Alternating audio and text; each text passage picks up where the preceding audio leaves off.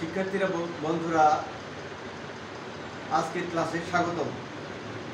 আজকে আমরা ইংরেজি গ্রামারের সবচেয়ে সহজ এবং সবচেয়ে কঠিন, যেটা খুবই গুরুত্বপূর্ণ, সেটা নিয়ে আলোচনা করব। সেটা হচ্ছে পার্টস অফ স্পিচ। প্রথমে আমরা জেনে নিই what is parts of speech. Each word in a sentence is called parts of speech. বাক্যে ব্যবহৃত প্রত্যেকটি ওয়ার্ডকে পার্টস অফ স্পিচ বলে। তাহলে আমরা দেখে নিই পার্টস অফ স্পিচ কত প্রকার। পার্টস অফ স্পিচ হচ্ছে মোট 8 প্রকার: noun, pronoun, adjective, verb, adverb, preposition, conjunction, interjection. আমরা এইবারে জেনে নেব যে নাউন কাকে বলে। Noun is a naming word. কোন কিছুর নামকে নাউন বলে। Pronoun is a word use instead of a noun. নাউনের পরিবর্তে যে সকল ওয়ার্ড বসে সেই সকল ওয়ার্ডকে প্রোনাউন বলে। অ্যাডজেক্টিভ হচ্ছে নাম বা পণ্যের দোষ, গুণ, সংখ্যা, পরিমাণ ইত্যাদি প্রকাশ করে তাকে অ্যাডজেক্টিভ বলে। এবারে আসি ভার্ব হচ্ছে অ্যাকশন ওয়ার্ড। কোনো কিছু করা, হওয়া, যাওয়া, খাওয়া ইত্যাদি বোঝালে তাকে ভার্ব বলে। এইবার আসি অ্যাডভার্ব। অ্যাডভার্ব হচ্ছে কোনো ভার্ব অথবা কোনো অ্যাডজেক্টিভ অথবা কোনো অ্যাডভার্ব কখন, কোথায়, কিভাবে কাজ করে এটা দেখিয়ে দেয়। এবারে আসি preposition. Preposition is a word use before noun আর noun equivalent to relate the other parts of the sentence. তার মানে কি, নাউনের পূর্বে বসে সেন্টেন্সের অন্যান্যর সাথে সম্পর্ক তৈরি করে, সেটা হলো প্রিপোজিশন।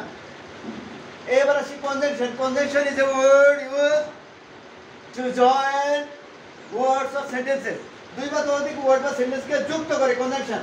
ইন্টারজেকশন হচ্ছে মনের আবেগ ইত্যাদি প্রকাশ করে। এবার আমরা একটা উদাহরণের মাধ্যমে, একটা এক্সাম্পলের মাধ্যমে পুরো পার্টস অফ স্পিচটাকে দেখানোর চেষ্টা করব। Rahim is a good student and he goes to school regularly. তাহলে রহিম কি হলো? নাউন। ইজ হচ্ছে ভার্ব। রহিম হলো একটা নাম। তাহলে নাম হলো নাউন, ইজ হলো একটা ভার্ব। তারপরে হচ্ছে গুড হচ্ছে অ্যাডজেক্টিভ। নাম বা প্রণয়ের দোষ, গুণ। রহিম কেমন স্টুডেন্ট সেটা দেখিয়ে দেওয়া হচ্ছে এইখানে। তারপরে এন্ড হচ্ছে কনজাংশন। এবারে হচ্ছে হি বসানো হয়েছে রহিমের পরিবর্তে, তাহলে হিটা হলো প্রোনাউন। এবার হচ্ছে টু হলো প্রিপোজিশন।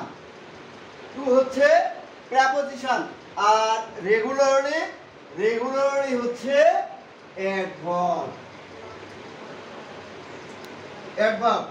এবার আসি আমরা আরেকবার এটা নিয়ে আলোচনা করি। রহিম হচ্ছে কোনো কিছু নামকে নাউন বলে, সেটা হচ্ছে রহিম। এবার আমাদের একটা জিনিস শুধু ছাড়া পড়েছে, সেটা হচ্ছে কি? ইন্টারজেকশনকে আমরা বিভিন্ন ভাবে প্রকাশ করতে পারি, মনের আবেগ, দুঃখ ইত্যাদি দ্বারা। যেমন হচ্ছে এলাস, এইটা হলো ইন্টারজেকশন, কিংবা হুররা, কিংবা গুড বাই ইত্যাদি। ওকে, থ্যাংক ইউ ভেরি মাচ।